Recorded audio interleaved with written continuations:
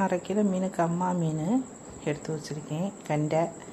அதுக்கு புளி ஒரு நெல்லிக்காய், பெரிய நெல்லிக்காய் சைஸ் அளவு புளியை ஊற போட்டிருக்கேன். அதுக்கு தக்காளி, வெங்காயம், பச்சை மிளகாய், வெள்ளைப்பூடு எடுத்து வச்சுருக்கேன். அரிசி கழுவுற தண்ணி கொஞ்சம் எடுத்து வச்சுருக்கேன்.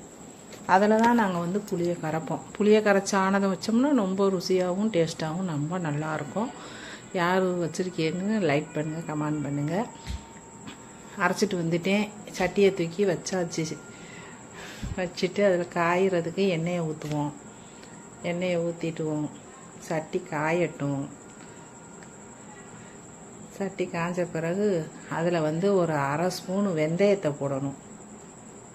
கொஞ்சம் ஜீரகம் போடுவோம். வெந்தயமும் ஜீரகம் போட்டு பொரிய விடணும்.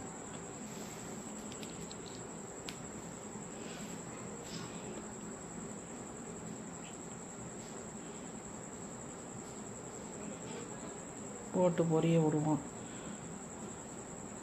எண்ணெய் ஜீரகம் வெந்தோடனே வெங்காயம், நம்ம அரைச்சி வச்ச வெங்காயத்தை அதில் எடுத்து போட்டு வதக்கி எடுக்கணும். தாளிப்பு. நீங்கள் இந்த ஆணம்லாம் எப்படி இருக்கு என்னன்னு சொல்லுங்கள் எனக்கு. வெள்ளைப்பூடை போடுவோம். அந்த எண்ணெயில் பொரியிறதுக்கு வெள்ளைப்பூடை போடணும். வெள்ளைப்பூடை போட்டு 2 நல்லா வேகிற முடியும் வதக்கி எடுக்கணும். நீங்கள் எங்கள் வீடியோவை பார்க்கையில் சப்ஸ்கிரைப் பண்ணுங்கள், லைக் பண்ணுங்கள், கமெண்ட் பண்ணுங்கள். எப்படி நான் வைக்கிறேன் அப்படின்னு சொல்லுங்கள். அப்போ தான் அடுத்தடுத்த வீடியோ நாங்களும் ஆசையாக செய்வோம். அதில் நான் அரைச்சி வச்ச வெங்காயத்தை போடணும். வெங்காயத்தை போட்டு வதக்கிடுது. நல்லா வதக்கிட்டு கருவேப்பிலை போட்டேன்.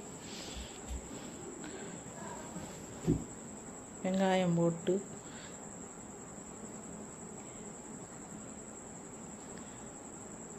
வெள்ளை போடணும்.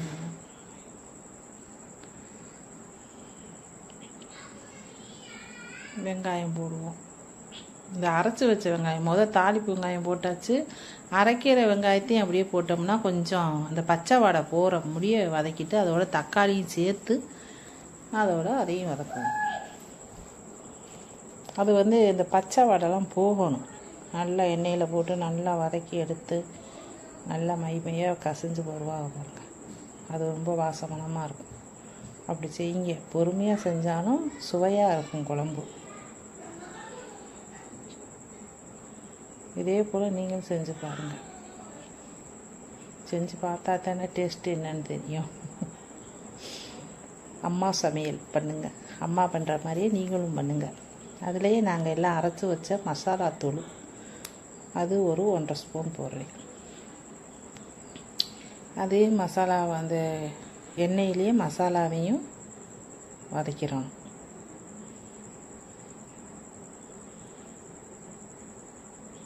நல்லா எண்ணெயில் போட்டு வதக்கிட்டு நம்ம இப்போ கரைச்சி வச்ச புளி, கழனி தண்ணியில் கரைச்சி வச்சுருக்கிற புளி தண்ணியை அதில் ஊற்றணும்.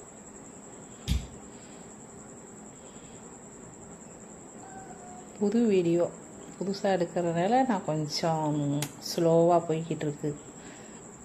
அதனால் யாரும் போர் அடிக்க பாருங்க. நம்ம வீட்டில் செய்கிற மாதிரியே பொறுமையாக நான் எடுத்தேன்.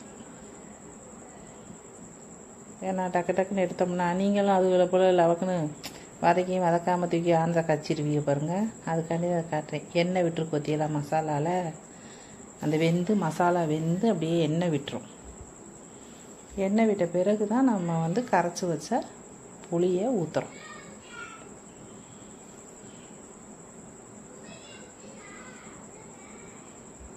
ஊற்றிட்டு அதுக்கு தேவையான அளவு உப்பை போடுவோம்.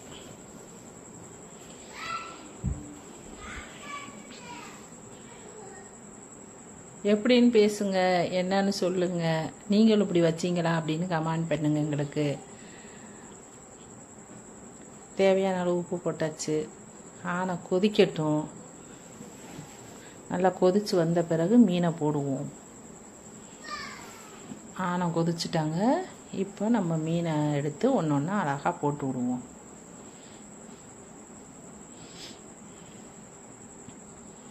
மீன் அப்படியே போட்டு கொதிக்கட்டும். அப்படியே நல்லா ஒரு 10 நிமிஷம் நல்லா கொதிய விடணும். 10 நிமிஷம் கொதிய விட்டுட்டு அப்படியே நம்ம ஆணத்தை வந்து சிம்மில் போட்டுறணும். அப்படியே சிம்மில் போட்டால் தான் அந்த ஆணை வந்து நல்லா வாசம் மணமாக நல்லா கமகமானு உப்பு புளிப்பு உரப்பு எல்லாம் கரெக்டாக ஆணத்தில் சேர்ந்து ரொம்ப மீன் உடையாது கொள்ளாது, அப்படியே அழகாக கிடப்பாக. 10 நிமிஷம் கொதிக்கட்டும்.